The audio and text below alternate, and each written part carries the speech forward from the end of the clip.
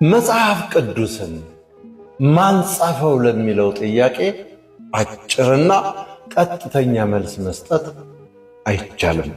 ምክንያቱም መጽሐፍ ቅዱስ በአንድ ሰው ወይም በአንድ ዘመን የተጻፈ ሳይሆን በብዙ ሰዎችና በረጅም ዘመናት የተዘጋጀ የተቀደሰ መጽሐፍ በመሆኑ ነው። መጽሐፍ ቅዱስ እንዴትና በማን እንደተጻፈ በዝርዝር እንደሚከተለው አቀርቤዋለሁ። መጽሐፍ ቅዱስ ከ40 በላይ በሚሆኑ ልዩ ልዩ ሰዎች ተጽፏል። በግምት በ1500 ዓመታት ጊዜ ውስጥ ወይም ከክርስቶስ ልደት በፊት ከ1500 እስከ 100 ዓመተ ምህረት ባለው ጊዜ ተጽፎ ተጠናቋል። ጸሐፊዎች በተለያዩ የማህበረሰብ ደረጃዎች ላይ የነበሩ ሰዎች ነበሩ። ይህም ነገሥታትን እንደ ዳዊትና ሰለሞን፣ ነቢያትን እንደ ኢሳይያስና ኤርምያስ፣ አሳጥማጆችን እንደ ጴጥሮስና ዮሐንስ፣ ቀራጭን እንደ ማቴዎስ፣ የሕግ መምህራንን እንደ ጳውሎስ እና ሐኪምን እንደ ሉቃስ ያካትታል። በክርስትና አስተምህሮ መሠረት የመጽሐፍ ቅዱስ ዋናው ባለቤትና ደራሲ እግዚአብሔር ወይም መንፈስ ቅዱስ ነው። ጸሐፊዎቹም በመንፈሱ በመምራትና በማነሳሳት ወይም ኢንስፓይሬሽን የራሱን ሐሳብና ፈቃድ እንዲጽፉ አድርጓቸዋል። እግዚአብሔር ሰዎቹን እንደ ሮቦት ወይም እንደ መጻፊያ መሳሪያ ብቻ አልተጠቀመባቸውም። ይልቁንም የእያንዳንዳቸውን ሰብዕና፣ የአጻጻፍ ዘይቤ፣ ልምድና ቋንቋ በመጠቀም የራሱን መልእክት በሰዎች እጅ አጽፏል።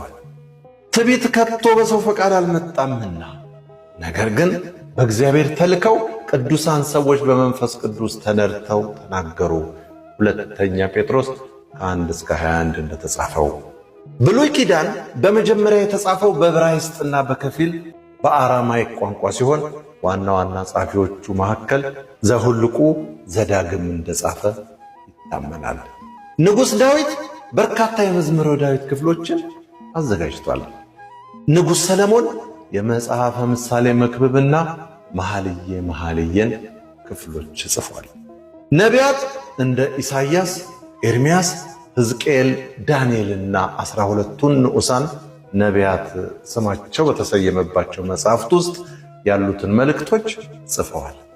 አዲስ ኪዳን በወቅቱ በሰፊው ይነገር በነበረው በግሪክ ኮይን ግሪክ ቋንቋ የተጻፈ ሲሆን ዋና ዋና ጸሐፊዎቹ ደግሞ ወንጌላውያን ማቴዎስ፣ ማርቆስ፣ ሉቃስ፣ ዮሐንስ የኢየሱስ ክርስቶስን ሕይወት፣ ትምህርት፣ ሞትና ትንሣኤ የሚተርኩትን 4ቱን ወንጌሎች ጽፈዋል። ሐዋርያው ጳውሎስ በአዲስ ኪዳን ውስጥ የሚገኙትን 14 መልእክታት ከሮሜ እስከ ዕብራውያን ለተለያዩ አብያተ ክርስቲያናትና ግለሰቦች ጽፏል። ሌሎች ሐዋርያትና ደቀ መዛሙርትን ከተመለከትን ደግሞ ሉቃስ የሐዋርያት ሥራን ጽፏል። ጴጥሮስ፣ ያዕቆብ፣ ይሁዳ መልእክታትን ጽፈዋል። ዮሐንስ ወንጌሉና መልእክታቱን ከመጻፉ በተጨማሪ የመጨረሻውን የመጽሐፍ ቅዱስ ክፍል የዮሐንስን ራእይ ጽፏል። በአጠቃላይ መጽሐፍ ቅዱስ በመለኮታዊ መሪነት ወይም በእግዚአብሔር መንፈስና በሰብአዊ ተሳትፎ በተለያዩ ሰዎች እጅ የተዘጋጀ በውስጡ 66 መጽሐፍትን በፕሮቴስታንት እትም ወይም 81 መጽሐፍትን በኦርቶዶክስ ተዋሕዶ እትም ያካተተ የተቀደሰ መጽሐፍ ነው። አዘጋጅና አቅራቢ በለጠ ሸቴ ዘሀገረ ኢትዮጵያ።